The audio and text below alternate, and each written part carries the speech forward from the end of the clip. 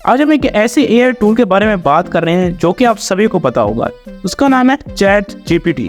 आप सभी को पता होगा कि कितना यूजफुल टूल है और इससे क्या क्या काम किए जा सकते हैं। लेकिन आज हम इनके बारे में कुछ यूनिक चीजें जानते हैं जो कि एक्चुअली आपको बहुत इंटरेस्टिंग लगेगी। सबसे पहली बात, जो चैट जीपीटी है वो एक्चुअली यूनिक नहीं है इतना, ना ही इतना ज़्यादा आप कहें कि यूजफुल है कि इससे अच्छा कोई टूल कभी आया ही नहीं था। अभी यूनिक इसलिए है क्योंकि ये पब्लिकली अवेलेबल है और आम लोग इसको यूज़ कर सकते हैं। और मज़े की बात है कि गूगल, मेटा और बहुत सारे ऐसी कंपनीज है जिन्होंने चैट जीपीटी से भी बहुत अच्छे मॉडल्स बना के रखे हैं, लेकिन वो पब्लिक यूज़ नहीं कर सकती, उसके ऊपर कुछ रिस्ट्रिक्शंस हैं। अगर हम आज देखें, आज की डेट तक देखें, तो गूगल भी अपने बहुत सारे ऐसे मॉडल्स रिलीज़ कर रहा है जो कि चैट जीपीटी को हरा सकते हैं। तो असल बात मज़े की ये है क्योंकि चैट जीपीटी वो पहला टूल था जो कि पब्लिक ने यूज़ किया था, पब्लिक को अवेलेबल था, और जब पब्लिक ने पहली दफ़ा इसकी मतलब कि कैपेबिलिटीज़ देखी तो वो हैरान हो गई।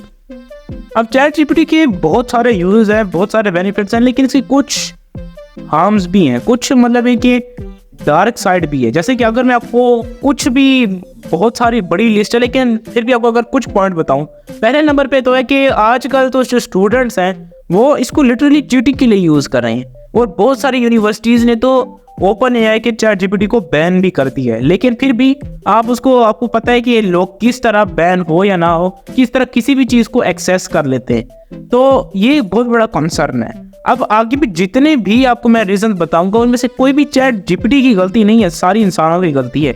दूसरी चीज़ ये है कि इसको अनएथिकल पर्पसेस के लिए भी यूज़ किया जा सकता है, जैसे कि प्लेजरिज्म, किसी का कंटेंट चोरी करना। जैसे कि आपने अक्सर यूट्यूब में भी वीडियोस देखे होंगे कि चैट जीपीटी से ऐसे ब्लॉग लिखवा, ऐसे इसको पोस्ट कर दो, ऐसे कर दो, तो इससे जो इंटरनेट है उसके ऊपर बहुत सारी प्लेजरिज्म हो जाएगी। यानी कि आपको एक तो रिपीटेड इन्फॉर्मेशन हर जगह मिलेगी, अगर हर इंसान ऐसे ही करना शुरू करते हैं कोई यूनिकनेस नहीं मिलेगी, इंटरनेट में वो बात नहीं रहेगी जो आज तक रही है।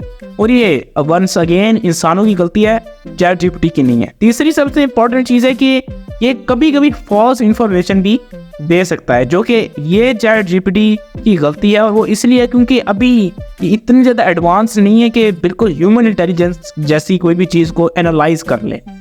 जैसे कि अगर हम कोई भी चैट जीपीटी से कोई कम्प्लेक्स चीज़ पूछते हैं, कोई इंग्लिश की ग्रामर की चीज़ ही पूछ लेते हैं, तो चांस है कि वो सही इन्फॉर्मेशन देगा और चांस है कि वो सही इन्फॉर्मेशन नहीं देगा, क्योंकि अभी भी ये लर्न कर रहा है। अब जैसे बहुत सारे मॉडल्स एडवांस आते जा रहे हैं चैट जीपीटी के, जीपीटी 3, 3.5, 4, इस तरह के मॉडल्स जो है, इंटेलिजेंस बढ़ती जा रही है, इसका जो ट्रेनिंग डेटा है वो बढ़ता जा रहा है, जिससे ये और एक्यूरेट होता जा रहा है।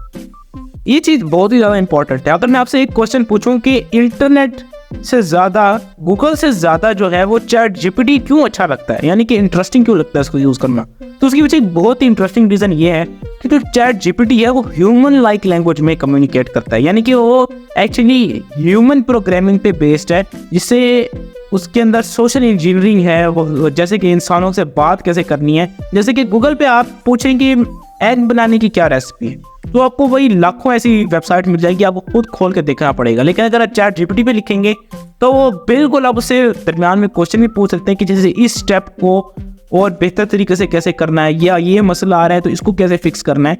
यानी कि इस चीज़ की वजह से जो है वो चैट जीपीटी बहुत ज़्यादा फेमस हो गया था लोगों के दरमियान। तो दोस्तों आज हम अपनी वीडियो को यहीं ख़त्म करते हैं, अगली वीडियो में मिलेंगे, तब तक के लिए बाय।